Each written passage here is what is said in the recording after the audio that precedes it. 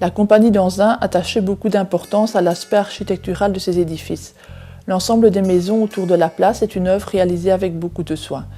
La direction des mines donna une dimension plus urbaine aux cités, c'était le cas pour le hameau de Thiers.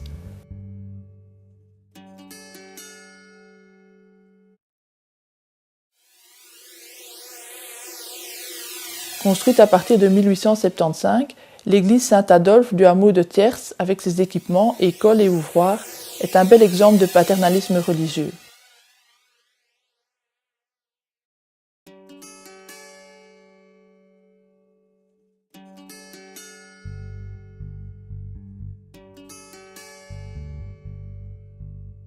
La cité est l'addition de développements successifs avec des maisons jumelles. Elle était mise en œuvre avec goût et recherche. La place de Thiers est ceinturée de tilleuls à petites feuilles, Tilia cordata. En Gaule, le tilleul était l'arbre traditionnel au centre du village. Il servait de point de ralliement pour les assemblées. Originaire d'Europe, il donne des jolies fleurs au parfum de miel et ses feuilles portent la couleur d'un vert doux.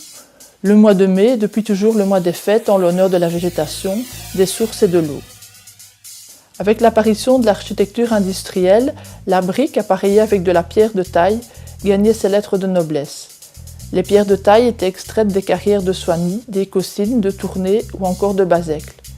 La restauration de l'église permet de mettre briques et pierres en valeur. Elle devrait être terminée pour l'été 2015.